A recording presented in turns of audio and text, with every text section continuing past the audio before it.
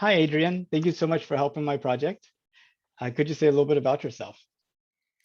Yeah, my pleasure. I'm a dad. I've got two teenagers, and I work in the cybersecurity industry. So I've been in cybersecurity for I guess 2 decades now, and very interesting industry. Keeps you busy, keeps you on your toes. Um, Also, just interested in everything, just curious about everything. So sometimes gets me in trouble. But also, you were talking about your love of sci-fi. I'm a big fan of sci-fi, nonfiction, historical stuff. You name it. I just find interesting things in all places. So it's uh, yeah. When you contacted me for this, it was an easy yeah, absolutely, yeah. Let's do this. That's that's awesome. It's I talk to some people and they're like, oh, I don't want to be on film, or I don't know anything about space. I'm like, you're my perfect person. I want to find out what you think about space, not what you know. I host a podcast, so I'm in front of this camera. I've got lighting and stuff. I've got the microphone and everything. So it's like not only yes, I'd love to talk about this, but yeah, I'm in front of a camera. You know, 4 or 5 hours a week, broadcasting live anyway. So yeah, ready to I, go. you probably haven't done this since March of 2020, but do you ever have the need to do like person in the street type interviews? No, I've never done them, but a good friend of mine who now has a popular cybersecurity podcast. He's not in cybersecurity, but David Spark used to do those at cybersecurity conferences. So companies would hire him to do man on the street type interviews, and he used to hunt me down for those. So I'm familiar being on the receiving end of that style interview. But no, I've never done them myself. So all my interview experience has been since the pandemic started, since I started working for the company I work for now. And I love doing interviews. I'm a big fan of like Hot Ones is one of my favorite interviews. I think Sean Evans has a great interview style. And if you've ever seen where they eat increasingly spicy hot wings until they get to just like insane levels, and he's interviewing celebrities, and he doesn't let up on the questions. Like he just keeps rapid firing questions at them. It's great. I think I've seen one episode. I Spicy food causes me indigestion. Hmm. Not indigestion, but anyway, my family loves to trick me with spicy food, so I have trouble even just watching it. So Yeah, yeah. Yeah. Sometimes you can definitely empathize. You can feel what they're feeling. maybe salty food would be the thing. Chips, no water. Keep. Oh, Oh, yeah. If you want them to keep talking, I'm not sure that's the best interview plan. probably not. Probably not. Well, cybersecurity is like so important to our world. I mean, everything we do is online: banking, e-commerce, communications with friends and family, work communications, and it's all inherently like insecure. Yeah. Um, and I mean, like you got 2 billion people connected on the web, and probably 4 billion, 5 billion computers, and they Yeah. all can talk to each other. I just can't imagine what kind of challenges you're up against in cybersecurity. Yeah, and I think it's one of the fascinating thing, having a background in cybersecurity and reading science fiction. I really appreciate the science fiction authors who have thought out some of those problems that you have. Like obviously, light delay is a big issue. So communications is limited by the speed of light in most sci-fi, and they talk about that like what's it like having a battle in space when your image of the bad guys is something that happened hours ago. Like you're missing 2 hours of what they've done just because of the speed of light, or something like that. And I find it fascinating that there's kind of like a separation in sci-fi between do we go deeper into AI and computers, or does the author decide that no, AI just like bites us hard at some point and we just ban computers or ban artificial intelligence altogether? Like in Battlestar Galactica, they don't network any of their ships, because worms and viruses can spread between the ships and take over the ships and blow them up and stuff like that. And then in Dune, I think computers altogether are, banned, and instead they turn humans into computers and stuff like that, and they're the ones that control the ships. And I find that fascinating. It is interesting. And I don't know if you've read any like A Deepness in the Sky by Vinner Vinji. He's computer science teacher, wrote a sci-fi book about these people traveling to an alien world and stuff like that. But one of the groups actually uses humans that are essentially in this trance type state Mm-hmm. as like the intermediary between your regular humans and the underlying hardware. It's kind of interesting. Yeah, yeah, I've seen that a couple times in sci-fi. What's the name of that one? I feel like I'm gonna have to start a list now.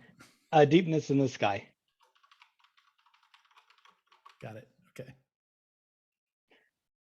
Um, well, and tell me, do you have an interest in space? Yeah, absolutely. It's something I don't know if I'll ever get the chance. I hope that my kids do. But yeah, absolutely. You know, I've spent time, with my kids, and with we've got a modest Maxitov Cassegrain telescope, and we'll take it out. We'll look at solar objects mostly. We don't have the equipment to really look much beyond that, but we can see the rings on Saturn, stuff like that, and we've done that periodically. And yeah, I really tickled me that the project name is Artemis, because that's my youngest's middle name. Oh, wow. Yeah. Another person that was really tickled was I see Andy Weir, who wrote The Martian, and then another book called Artemis as well, about a city on Yeah, the moon. yeah. I noticed that one, and I have not read that one, but I just finished reading Project Hail Mary. Okay, I would tell you that I really feel like that the actress that reads the audiobook for Artemis really adds a lot to the audiobook Okay. version. So I highly recommend that. Yeah. No, I'm planning. I think it's already on my list. So did you participate in the inspiration for you donate to St. Jude's and in the month of February, and you could get selected for a 3-day trip in a SpaceX Dragon? No, I don't think I knew about that. Okay, Okay. yeah, actually, they just completed a trip about a month ago. They're Jarek Eisenman, the CEO of Shift 4 Payments, bought Right. a Falcon 9. Yeah, Um, I live streamed it. Yeah, oh, I you did? watched a lot of that. Yeah, on the TV. Yeah. Wow. Okay. Yeah, I mean, he only had like a month in which he was raising money, through the donations. I think a lot of people wish they knew about it, like come Yeah. March, they're like, oh, should have should have done that. So it's gonna, And they actually went to space. they actually went to space, Yeah. to orbit. As opposed to, like their space. you know, Getting a little bit closer, I feel like. Yeah, I mean, you definitely, I mean, you're above the, one spot on the Earth for a couple of minutes. I just wonder how much you're going to be able to absorb in that time versus being able to stay up there for 72 hours and getting to see a large kind of swath of the Earth. Yeah, and honestly, if I had the chance, like I would definitely go the SpaceX route. Not the Virgin Galactic or the blue. What is it? Blue Origin. Blue Origin route. Yeah, because it's like, what, just a couple minutes of weightlessness, and I feel like if there's not the danger of burning up on reentry, like you haven't really done it. You have to have the risk. Like, Yeah, right, right. Like it's there's supposed to be a little bit more danger than, well, and not that there's no danger in going up to 80,000 feet or 100,000 feet or however high they're going, but that's just part of it, right? Like doing an orbit, getting to see multiple sunrises a day, like that's just that's part of what I was sold on as a kid, right? uh, I was just having this vision of going to Mount Everest, but in a cable car or, a sky car. Right. Not the same Not the experience. same, huh? You're not walking by all the dead bodies on the way up, like that make you realize, oh wow, this is really dangerous. Our driving from Marathon to Athens isn't quite the same as As running running. it. Exactly. Exactly. Like you can say you did it, but yeah, you kind of missed the point. So I presume if it was safe and affordable, you would take a trip to space. Yeah, absolutely. Yeah, if I had the means and the opportunity, yeah, I would. And how far would you consider going? Just orbit to the moon, maybe immigrate How to far would they Mars? let me? Well, I don't know. A 5 month journey to Mars and then kind of be in desolation for a year and a half while you're waiting for the orbits to get realigned and 5 months back. Yeah, I mean, obviously, it depends on what's going on in my life. Like, I feel like I'm at the point where it's easy to answer those questions because, my kids are, you know, 5 or less years away from being adults. And like, if I had a newborn or something like that, absolutely not. Like, I wouldn't do, a trip to Mars or something like that. Yeah, if I had a new family, but yeah, at this point, I feel like, I've earned taking an adventure like that. And do your children have an interest in space and that type of thing? I would think so. I've not specifically asked that question, but an interest, sure. I think definitely. How far they would take that interest, I'd have to ask them. I don't know. I feel like people who grow up in modern cities are very risk averse, and I was just wondering, in your experience, is that a fair assessment? Yeah, I don't know. I mean, I've grown up in the suburbs, but I had my mother erred on the paranoid side, very very risk adverse. Um, so I think that actually backfired in some sense with me. Like she had a fear of heights, so as a kid, to a certain point, I had a fear of heights, but then that became something to conquer, something to get over, so I get into hiking and rock climbing and, climbing trees and, easily, way over that fear of heights now. Now I'm on the flip side of that. So, yeah, I can only speak for myself, but yeah, not having grown up like in a city, I can't really answer that. I just feel like maybe 100 years ago, 150 years ago, when most people were living on the farm in rural areas, they had to deal with nature on a regular everyday basis. But now you have like nature's been tamed, and it's streets and GPS and um, everything's like kind of orderly. I just wonder if we're kind of losing the ability to deal with uh, kind of the untamed. Yeah, it's a good question. Certainly there are still adventures out there. There are still people, I think willing to tackle that kind of thing. But also I think, you know, I don't really know until I try it.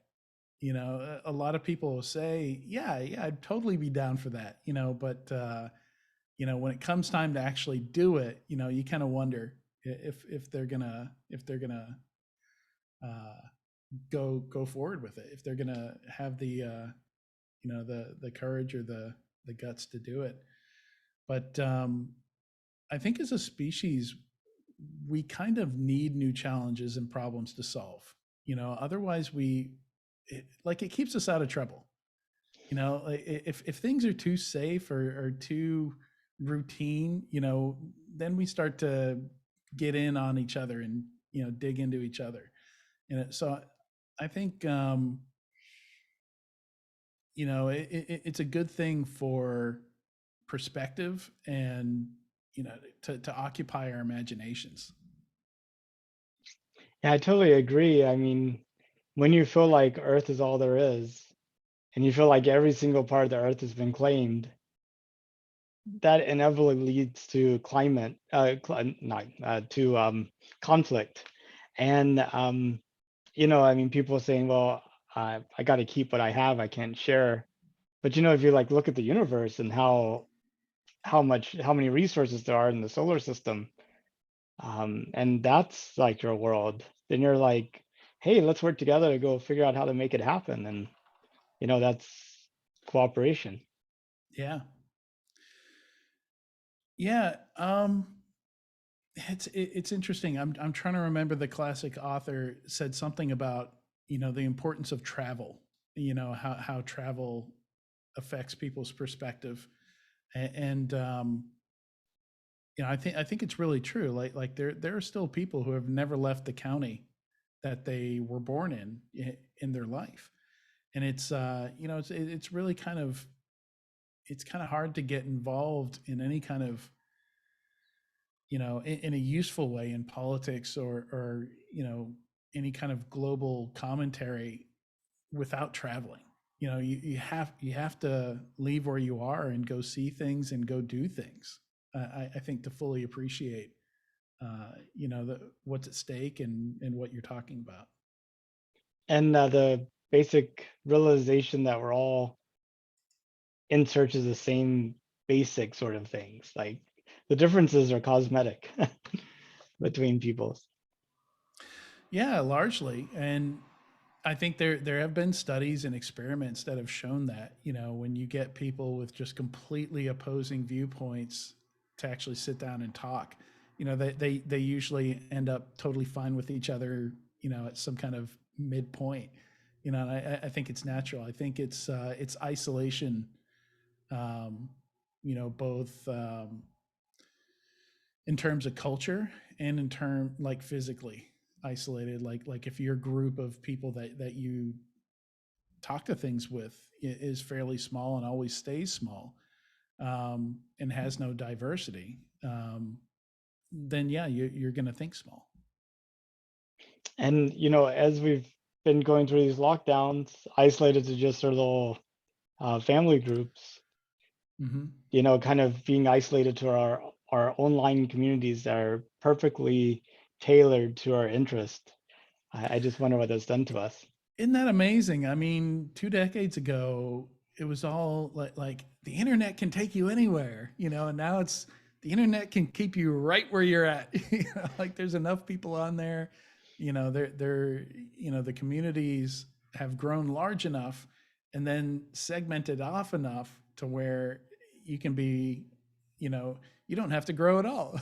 You don't have to worry about any kind of diversity. Like your social group can be as small as you want it to be online. Yeah, you can find people that share your dietary preferences, your metaphysical outlook, and your literary preferences, and just stay right into that that group. There's a subreddit for that, I'm sure. So Artemis, you mentioned that you knew about it. How long ago did you find out? I think when they announced, it caught my eye because um, yeah, my main social outlet is Twitter, and somebody else in my industry, that I follow and talk to a lot, Whitney Champion, is a huge space geek. Like as an adult, has been to Huntsville and been through like the whole camp, like the full experience that they'll give you, and she retweets a lot of stuff about space. And pretty sure it would have been from her that I would have seen the original announcement. Of course, it caught my eye because it's my youngest's middle name. So that's I probably found out right when it was announced. Um, and since you brought that up about your youngest middle name, um, what kind of led to y'all picking that as a name? It was more the I think with both our kids' names, we're looking at the Greek pantheon and all that, so it was more the and of course none of them are just the god of one thing. Artemis is like the goddess of the hunt, goddess of the moon, goddess of childbirth, maybe like there's a whole bunch of things packed in there. But mostly it was aesthetics. It was like the meaning in the name and stuff like that. And just kind of struck a chord with us, and paired well with the rest of their name. We felt like. Does your older son have a similar middle name? Um, Alexander. Alexander. Okay, Yeah, so that's good. yeah.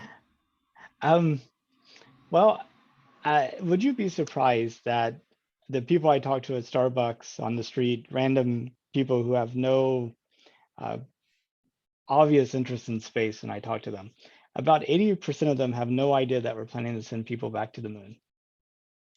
I feel like I've seen more about the plan to go to Mars than I have the moon. It's almost like the moon got overlooked. But again, and so it doesn't surprise me, because, and I think part of that is, Elon has the larger audience, and the Elon Musk has been talking about Mars a lot more. So I think you know, his network, his audience is bigger than NASA's. So there's not much you can do about that. Um, but no, I think the moon is the more exciting one, because that seems like the obvious launching point for doing anything deeper in space. Like if we want to build really, really big things, to where it becomes, it doesn't make sense to build it here and then launch it in pieces like we do space stations. I think the obvious place to do that is build a permanent moon base and build big ships there, right? Have a big shipyard. Well, and just think about the difference in terms of psychological impact on the people of the globe. At some point, if our development of the moon becomes big enough that you can actually observe it from Earth, Mm-hmm. it's no longer something that you've just heard about and seen like these mediated pictures about, but you could actually get a telescope and Yeah. think, wow, there's activity of Watch the humans. progress. Yeah. Yeah. And for a lot of people, the idea of people stepping on the moon seems fanciful or something of Hollywood or special effects. Um, but I mean, once you're able to actually like look up and start seeing tire tracks crossing the moon, uh, You would think, but going through the pandemic, I'm no longer convinced that something obvious you can see with your eyes is enough to convince some people anymore. I don't know, but yeah, certainly I'm in favor of putting together a fund to like just send all the flat earthers up there, like give them the first few trips up there just to get that out of the way. I sometimes wonder if some of the flat earthers are really space people that are betting on that as their most likely way to actually get put in space. That's might be kind of a stretch, but I don't know. It might work. I could totally see somebody, like somebody raising a fund to send like a very vocal, outspoken flat earther into space. Yeah, I mean, it occurred to me, so maybe. It only works if a few people do it. You can't Right. send all the people.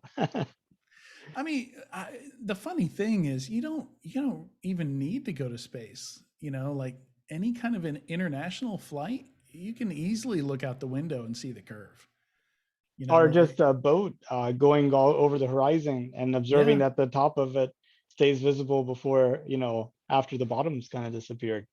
yeah, yeah. I mean, it's yeah. But again, I think people that have convinced themselves of these things, you know, want to convince themselves of these things. It's But not that it hasn't been proven or can't be proven to them. It's that they've decided to not let it be proven to them, maybe. and I guess it all comes about what do we consider to be knowledge, and how do we figure out what's true knowledge and not?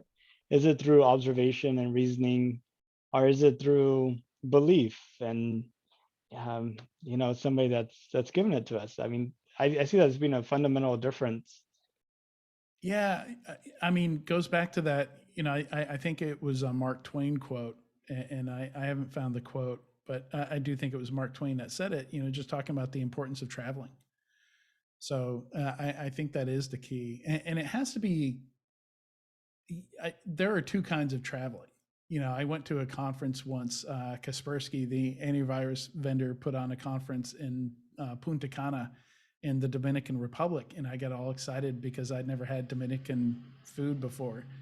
And of course, we show up. It's at the Hard Rock Resort, and like the closest to Dominican food there they have is a Mexican restaurant. I was pissed. I was like, this is not what I was, like I don't want to show up in a country and like, only have access to McDonald's. Like, where's the fun in that? I mean, I might as well have not even traveled. Like, we could have just had this at the Hard Rock wherever in the US. Um, but yeah, so two kinds of traveling, I think. And when I travel, I specifically plan to, like, I don't want to go into the grittiest neighborhood, right? But I want to go, to places where I get to experience the culture and what's different from where I live. Yeah, no, definitely. You I froze. mean, and oh, your internet is connection's unstable. Hmm. Maybe it'll come back. Should I connect with my phone? I can kind of hear you. Oh, I can okay. kind of hear you, but your video froze. Okay, I think we're back now. It seems to have been a glitch or something. Oh, nope, froze again. But I think I can hear you too. So where do you see humanity going in like the next 500 years? Still breaking up. Oh, is this any better? Oh, maybe hmm,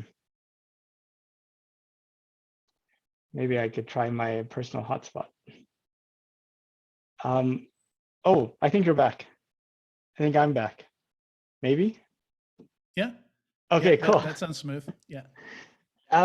So where do you see humanity going in like say 500 years, which is basically the time from now to Christopher Columbus coming?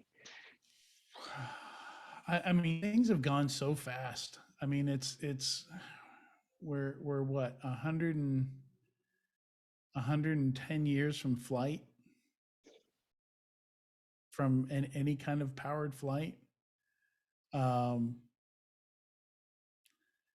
it's so hard. I feel like predictions have a tendency to look too far. Like if you look at any kind of movie, there have been so many science fiction movies where we've passed their future date already. Like Mhm. even what was it, Back to the Future 2? Like everybody was like, where's my hoverboard at? um, and I don't know, some of those things you can really see how they're just not going to happen. Like flying cars, like the average person can barely be trusted with a car on the road, with their willingness to distract themselves, and putting those into the air, I think easily a non-starter, for the average person. So I think you have to take, you know, individual, like especially when you're talking about like where's the whole species going to go versus where's the very edge of adventures and technology going to take us. And people are going to be a lot slower, I think, and that's kind of that bottom denominator that uh, throttles our speed. How quick we can expand and do things. Society and politics and things like that. are naturally going to hit the brakes on what science and technology is capable of.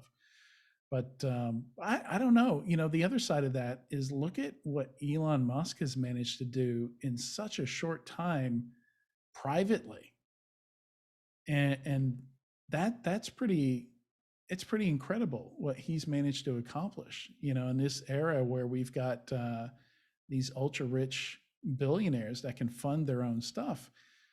You know, they don't get pumped by those same brakes, unless government tries to come in and regulate. Maybe that's the way that we go forward in the future. We see more private ventures actually pushing stuff forward. So that would be interesting. I'd love to see countries, and governments kind of rally and get to the point to where, they can do more stuff like this. But I wonder if that's kind of behind us, especially when here in the U.S., the entire policy of the U.S. government can flip flop 4 years at a time. Like that's not enough to do big things.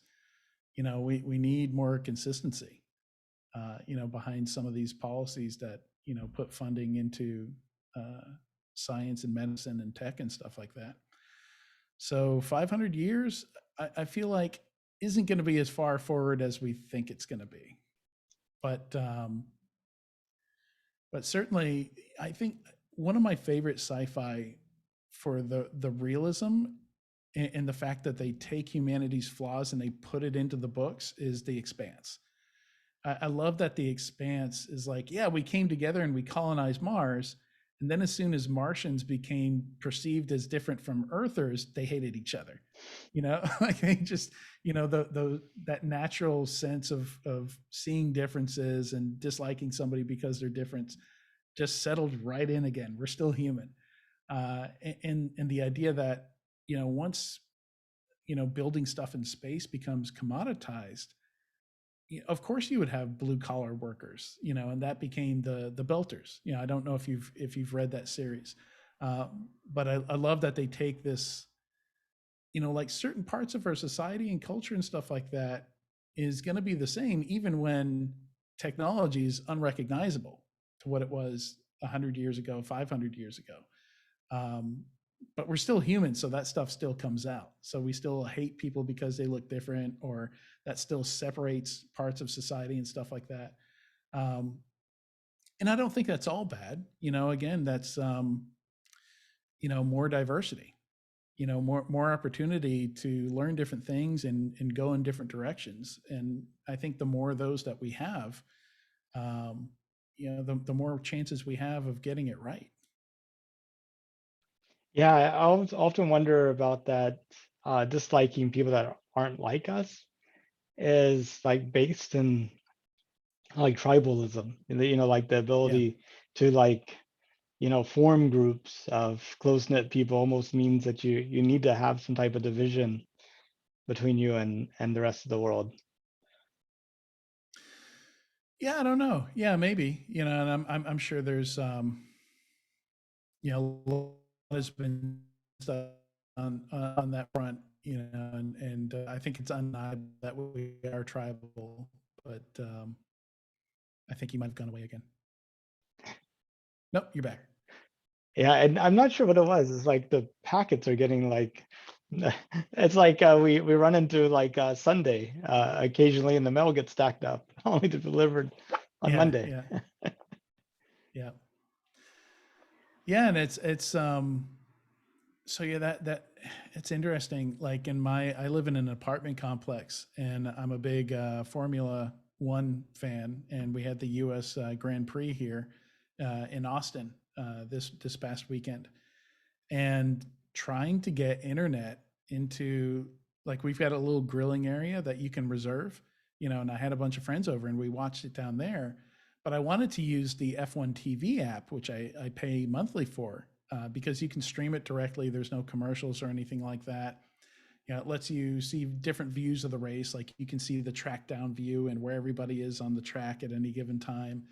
And there's no Wi-Fi down there, but just turning on like a Wi-Fi monitor app on my phone, there like 270 wireless networks that I could see from sitting in that one spot because there's all these apartment buildings surrounded. It's right in the middle, and everybody's routers, right next to the exterior wall of the house. So all that um, all that humanity, all that wireless signal made it kind of challenging to get internet down there. And you kind of wonder about that. Like in some of the sci-fi, they talk about, I think in The Expanse, the Earth is 35 billion people or something at that point. Hmm. And so many people, there aren't jobs for them, and they have the concept of basic, where you live on basic, and you can go on these lists, to try and get trained for a job and get into the workforce if you want to work, but you don't have to work, because there's just too many people. And I kind of see flashes of that at times, especially working in cybersecurity, and seeing what, the size of attacks people can do with these botnets and stuff like that. I kind of wonder how we handle that going forward.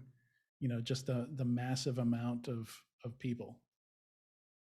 Yeah, I was just thinking whenever you had those 200 networks, it's like screaming mesh network, it's like a little, it could have been turned so differently, like all those different access points working in harmony to actually create a better, more resilient connection. It would definitely be more efficient, more cost efficient, and efficient in terms of just the radio waves. Yeah, if they just had one big access point, like in the center, in the center there, and everybody got it from there. So some cities have that. Some cities have municipal Wi-Fi where you can walk all through the city, and you can get Wi-Fi, in your apartment, at the park. It's just installed all throughout the city. Um, like in Seattle, I think you can get broadband from wireless providers, and you just basically get an access point that connects you to them. So it's possible, certainly. I was just thinking, the audience I always envision for this series of videos is somebody that grew up on Mars and is having to do a high school, report about the time right before we stepped on the moon for the second time. And as you're talking about technology, it reminds me of some conversations I've had with like my children and others about dial-up and phones and beepers. I just wonder how our technology is going to look to that future generation. Yeah, I think, again, a lot of sci-fi does pretty well on this. I think at this point you can kind of see where it's going. Where I don't know if it'll go to brain implants or anything like that, but I actually have an implant in my hand. Uh, you can't really see it. It's if I hold my hand just right, you might be able Oh, to I see see it. it. Yeah, yeah. It looks sort Yeah. of like maybe a scar that's healed over type thing. Yeah, so there's a glass tube in there, and it's got both a low frequency and high frequency chip in there. The high frequency is NFC, so I just have my business card on there. Anybody with NFC on their phone can get my business card. And then the low frequency side of it is what you commonly see used for doors. So in my apartment complex, to go get my mail, they've got one of those badge readers on the wall where you've got to tap it with a disc or a card or something like that, and it lets you in. And for me, I can just use my hand. I just hold my hand up to it, and it goes beep, and I can open the door. Um, so I think we're going to see more of that in the future. Certainly, I don't know if they'll go to the point of communications. Like, I don't think the Google Glass really worked well. Like having something distracting you, that's potentially sitting in the corner of your eye. I'm not sure we want things integrated to that point. Like, this is very passive. There's no battery in here. There's no way you can interact with it unless you're like within a centimeter of it. So I'm comfortable with that, but the stuff where you see where people actually have the electronics implanted and stuff like that, people will try it, certainly, and we're already kind of down that path. But um, certainly radios will get smaller, antennas won't have to be as big, and we'll see the ability for that to shrink. But smartphones have actually gotten bigger because, you know, we get older and our eyes get worse, so we want bigger screens. So it doesn't always go in the direction you think it's going to go. Like everybody thought, like the Zoolander phone that's this tiny little thing that's like an inch long. It didn't quite get to that point. At some point it got bigger because, okay, now we want to watch media on it. But yeah, I like the designs they have where it's just like a piece of glass and everything's embedded in that piece of glass. I think it's a pretty neat form factor. So to reprogram it, I guess you're able to do that without, well, with keeping it in your hand. Is that Wirelessly. correct? Excellent. Yeah. So any phone with any Android phone with NFC, I can just download an app to be able to write to it. Okay. And there's a password on it. If I want to write to it, I have to use that password. And so I can do that anytime. I could change it 4 or 5 times a day if I wanted, super easily. I just put into my phone what I want on it, hit send, hold it on there, and I'm good to go. With the low frequency side, I have to use a special tool for that I have. So I have to hook that up to a laptop, put in, whatever details I want. Like in my case, I actually took the little key fob that they gave me for opening the doors here at the apartment complex, and I cloned it. So I copied it using that device, and then I told my computer to replay it, while holding the antenna against my hand, and that's how I wrote on this one. So that's more inconvenient to change, but yeah, I'm in full control of it. I control what's on it. I think each holds maybe like 80 to 120 bytes of information. So it's not a hugely powerful device, but can be used for some convenient things. Whenever you go to like one of those hotels that have the cards that you just hold against the Yeah, door, my fare. Yeah. are you able to like reprogram In that some to? cases, yeah. That's kind Yeah, of because cool. that's exactly what we have here at the apartment complex. But like you run into with most things, there's different standards. And like some of the standards, my chip isn't compatible with. So, for example, if I wanted to open a Tesla using a chip in my hand, I can't use this one. I'd have to get a different chip. They developed a different chip for that because it uses a different standard. I was just thinking, being on your hand, and if it was active, then handshaking could actually be transferring of the information as well. You kind of get a record of everybody that you shook hands with. Yeah.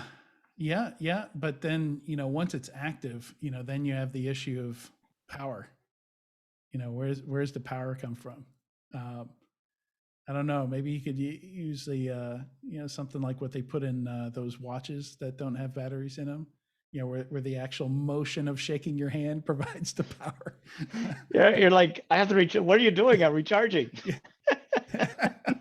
Or no, our handshake wasn't firm enough. The data didn't transfer. Exactly. That's only a level 2 handshake. You just got my Yeah. name.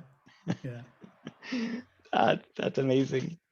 Well, I I love really that idea though, exchanging business cards with a firm handshake.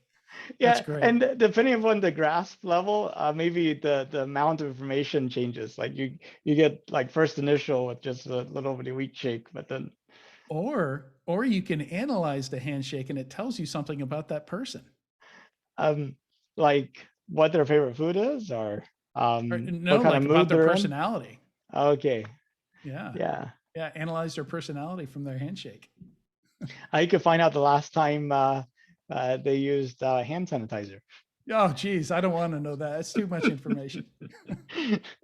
Well, I mean, it was probably like 5 seconds ago. If it's anything like, Hopefully. it's just like, it seems. I think that's probably the biggest risk of some type of health effects right now is overuse of hand sanitizer. But Yeah. Yeah. Super bacteria. yeah, that and just breathing it in and absorbing it through your skin and all that good stuff. Yeah. Yeah. Well, I really appreciate your time. Is there anything that you wanted to talk about, or did you have any questions for me? Um,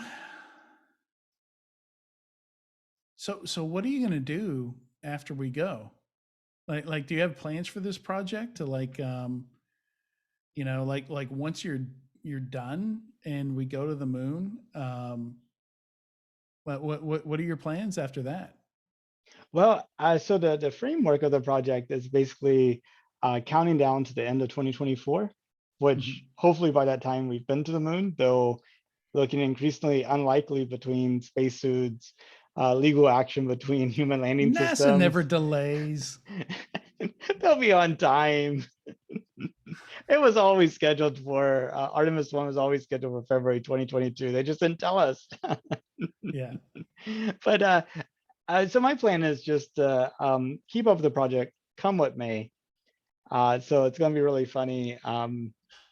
Yeah, and at that point, I think I'll let it sit for maybe a few years and then figure out something. Yeah, I mean, it would be really interesting to, find an editor and do a mashup of like different answers to different questions. I can imagine a video would be really interesting where you're asking the same question, and then somebody edits in like the wide variety of different answers that you get, or maybe they're all the same.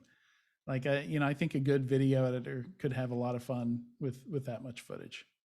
Well, I was actually thinking of using the YouTube caption service Yeah. to download a transcript of all the videos, and it has like the timestamps for when people said what, put it in Right. a database, and then you could basically ask it any question and then get a whole set of videos. Yeah, I mean, there's a whole data science opportunity there. Yeah. Once you have it transcribed, um, there's all kinds of fun analysis you can do with it. I've done a lot of survey work, and yeah, once you have the data in that form, there's all kinds of neat stuff you can do with it. And I've interviewed people all the way around the world at this point. So like in Chile and Egypt and Pakistan and Indonesia, and just like the different, accents are kind of interesting too. Yeah. Yeah, well, I mean, that's another aspect to the data. Not only what are the answers like to this question, but what are they like from these regions in the U.S. How do views differ from region to region. Yeah, you get a lot of cool data in there. It'd be that may be what the decade after this project's done has been doing is finding some, I guess, economical way of processing it all. Yeah, I mean, we're already at a point where I think there are services to do a lot of this stuff to just automate it, where you can just feed it the video and it can pull out the transcripts. It can pull out a lot of interesting stuff. Yeah, so we do 7 weekly podcasts. It's actually 6, but the news segment happens twice a week, and we've been talking about exactly that. Like we've got all this video. Like how do we do more with it? How do we extract cool stuff from it? So yeah, I, I'm really excited to. I think there's lots of neat stuff you can do with it. so do you have anything for like clip management or some type of database you put all your videos in that allows for you to easily find? No, not yet. We are using what's it called? Headliner is an app that you can use to pull out clips if you just want to extract a clip at a certain time and post that separately. Headliner is something you can use to do that.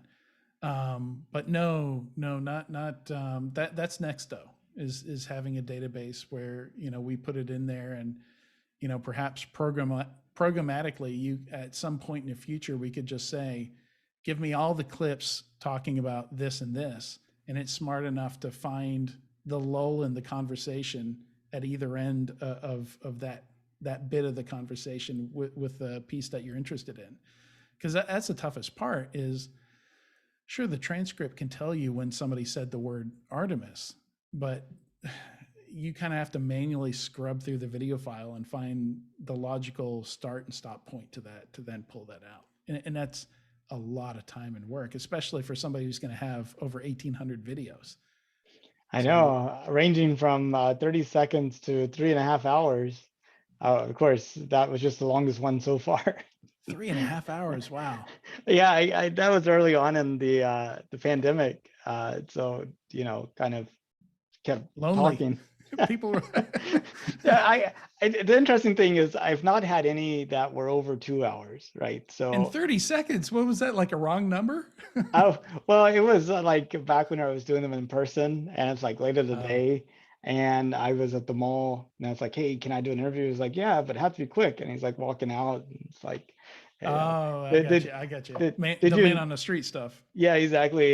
Did you know that NASA is sending people to the moon in 2024? No. What do you think about it? Cool. Would you Got to would you go. go? Yes.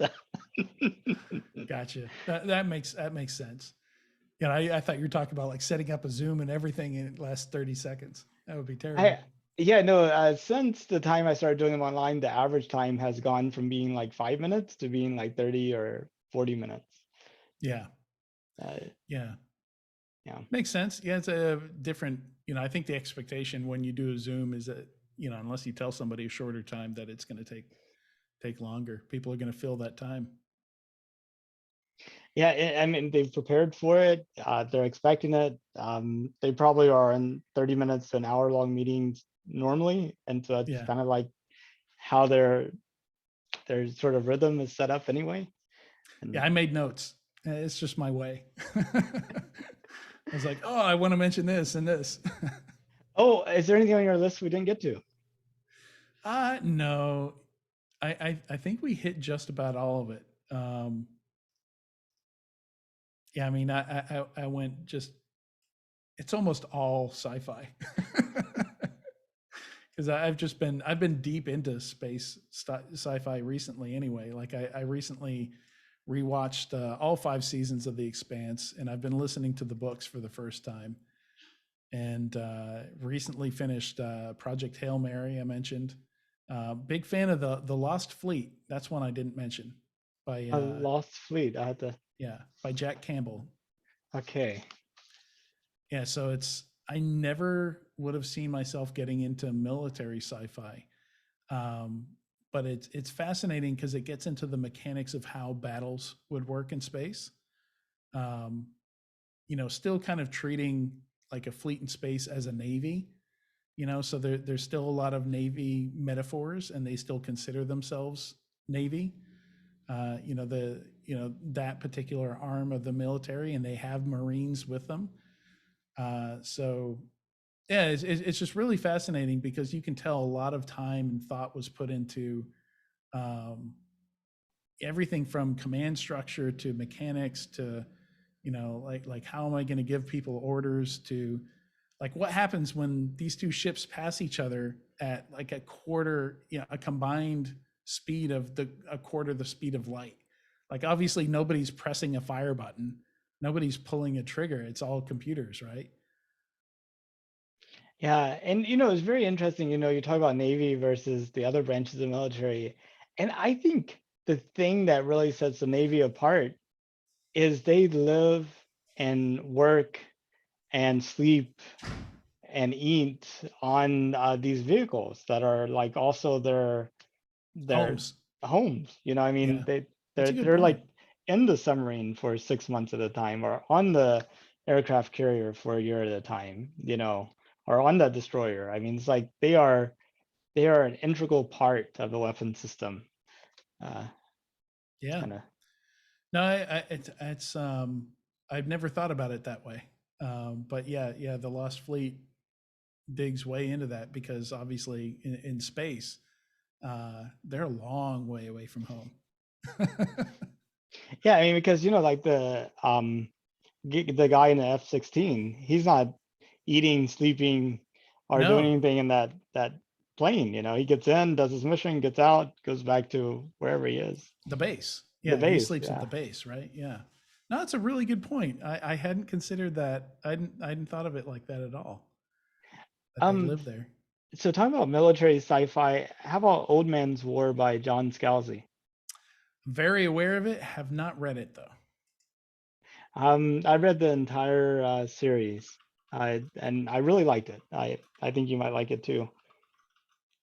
I've read other things from him. Did he do Red Shirts? He did. That was so funny. Yeah, he has a lot of humorous writing too. Oh man. All There's right. a very Scalzi Christmas, which is like a special thing he did for Christmas a couple years ago, and it's he has a good witty sense of humor. Definitely. Yeah, it should definitely be on my list if it's not already, but I'll definitely have to check that out. I didn't realize it was a series. I thought it was just one book. Yeah, it's actually 6 books. Three of them are sort of one after the other sequel type thing, and then three of them are sort of um, different aspects of other things. But I found it to be good. Yeah, The Lost Fleet is like that. Like the first one I think is 6 books, a series of 6 books, and then there's Beyond the Frontier, which is another 5, and then there's a 3 book series on that, and then there's a prequel series, and I've worked my way through just about all of them. I was sort of going through a Jerry Pournelle phase right now. I don't know if you read much of him. No, but on the search here, he comes up under people also search for. And under that is John G. Henry, which is the guy who writes under the pen name of Jack Campbell. And right Okay. next to him is Jerry Purnell. Yeah, I've read a couple of Pournelle books lately that I liked, which sent me to eBay to buy several lots of them. So I have like a wall stacked high of books to read from him.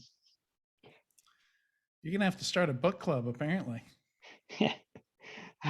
I think the last thing I need is more book suggestions. Right. Yeah, no, that's a good point. That might be just taking an alcoholic to a liquor store. Right. maybe, maybe not the right direction. Maybe I should go to something else. I don't know.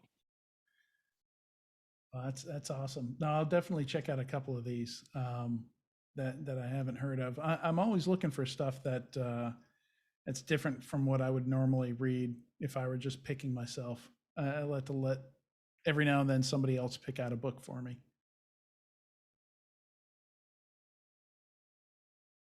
Well, good deal. Well, thank you so much, Adrian, again. And I hope you have a good evening. And I definitely have to check out your podcast. And guess I see you online. Yeah, yeah, same to you. Good luck with the project, and yeah, let me know if you want to chat again. You know, I'm certainly interested in seeing where it goes, and maybe checking out some of the other interviews. That would be great. And if you know of anybody else that would be willing to have a discussion, I need to find over 1,100 more people. Yeah, I may actually. I may send some people your way. That'd be fantastic. Well, you have a good evening then, and thanks again. Yeah, yeah, you too. Bye bye. Bye.